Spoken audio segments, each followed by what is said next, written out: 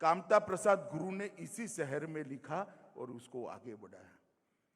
हिंदी का पहला शब्दकोश, हिंदी शब्द सागर, यही बनारस के अंदर बना और उसको फिर अनेक विद्वज्जन समृद्ध करते गए।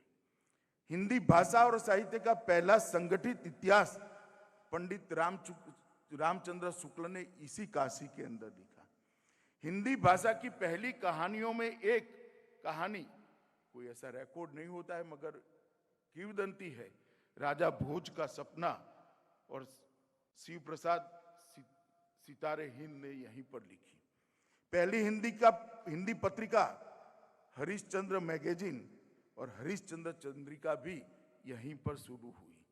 कविताओं की पहली पत्रिका कवि वचन सुधा, महिलाओं की पहली पत्रिका बाल बोधिनी भी यहीं शुरू हुई। और भारत के अंदर हिंदी थिएटर की पहली शुरुआत भी यही काशी के अंदर हुई, जहां से नाट्य कला आगे बढ़ी। मित्रों, भाषा तो बन गई, साहित्य रचा जाने लगा, मगर हिंदी की पढ़ाई कैसी हो, इसका पाठ्यक्रम कैसे हो, इस बात की चिंता भी पंडित मदन मोहन मालवीय ने यही हमारे हिंदू विश्वविद्यालय के अंदर, लाला भगवान दीन और बाबू श्याम सुंदर दास के नेतृत्व में हिंदी का पहला पाठ्यक्रम बनाने का काम मालवीय जी के तत्वाधान में हुआ और उसको तुरंत ही देश भर के सभी विश्वविद्यालयों ने उसको स्वीकार किया और आगे बढ़ा। और तुलसीदास को कैसे भूल सकते हैं, योगी जी ने इसका बहुत अच्छे तरीके से उल्लेख किया है। मैं इतना ही कहना चाहता हूं मित्रों, तुलसीदास ने अवधि में रामचरितमानस न लिखा होता तो शायद रामायण आज लुप्त हो गया होता। मानव जीवन को उन्नत बनाने की यह कथा कोई भी नकारात्मक पहलू रखे बगैर आदर्श पति कैसा हो सकता है तो रामायण में ढूंढ सकते हैं, आदर्श पिता कैसा हो सकता है रामायण में ढूंढ सकते हैं, आदर्श भाई कैसा हो सकता है रामायण में ढूंढ सकते हैं, आदर्श पत्नी कैसी होती है रामायण में ढूंढ सकते हैं, आदर्श शासन कैसा हो सकता है तो आज भी कहते हैं रामराज होना चाहिए, और आदर्श शत्रु कैसा होना चाहिए वो भी रावण के स्वरूप में हम रामायण में ही ढूंढ सकते हैं। कि जो मरण सैया पर पड़ा है और प्रभु श्री राम भरत को भेजते हैं कि रावण विद्वत जन है, इसने सुशासन के बहुत सारे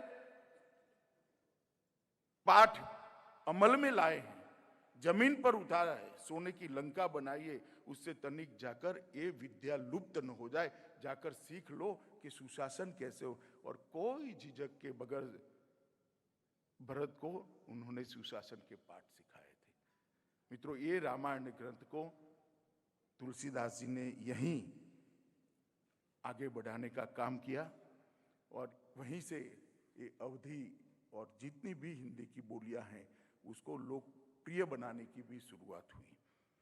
अनेक हिंदी के विद्वान जयशंकर प्रसाद, मुंशी प्रेमचंद, आचार्य रामचंद्र शुक्ल, बाबू श्याम सुंदर दास, सभी ने यहीं पर हिंदी को आगे बढ़ाने का काम किया। और इसलिए मैं मानता हूं कि हिंदी को मजबूत करने का और घर घर पहुंचाने का और अपनी स्वभाषाओं को मजबूत करने का और राजभाषा के साथ जोड़ने का जो नया अभियान शुरू होने जा रहा है आज़ादी के अमृत महोत्सव के अंदर, उसके लिए काशी से उचित स्थान कोई हो ही नहीं सकता। और ये बहुत अच्छा हुआ है कि आज देश भर के हिंदी के विद्वान यहाँ पर उपस्थित हैं। मित्रों, हिंदी भाषा के लिए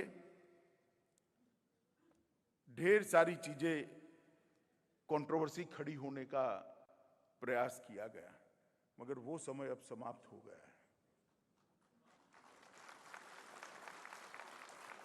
मैं बचपन से देखता था कि अंग्रेजी नहीं बोलने आती, अंग्रेजी नहीं बोल सकते तो एक लघुता ग्रंथि की निर्मित बच्चे के मन के अंदर हो जाती थी।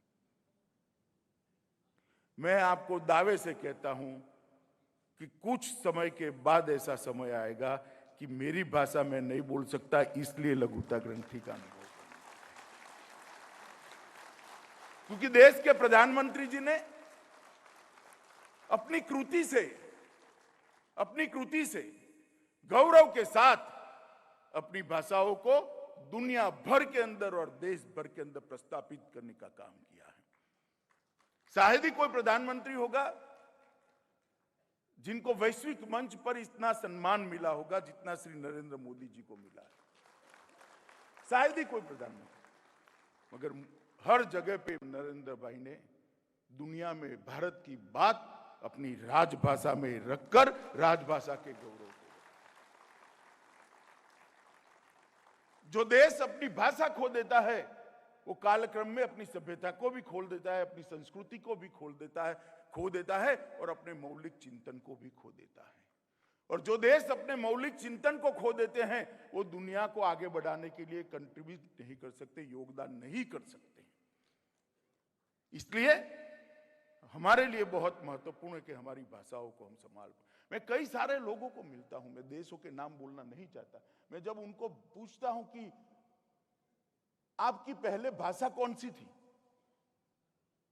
और वो भाषा का हाल क्या है आज आपके देश में, तो शर्म के मारे सर झुका देते हैं। मैं चाहता हूं कि 100 साल के बाद कोई भारतीय का सर शर्म के मारे न झुके, हमारी भाषा चिरंजीव बने, हमारी भाषाएं आगे बढ़े। और भाषा बहुत महत्वपूर्ण स्थान रखती है समाज जीवन को आगे बढ़ाने का, संस्कृति के धारा प्रवाह को आगे बढ़ाने का। और संस्कृति के धारा प्रवाह से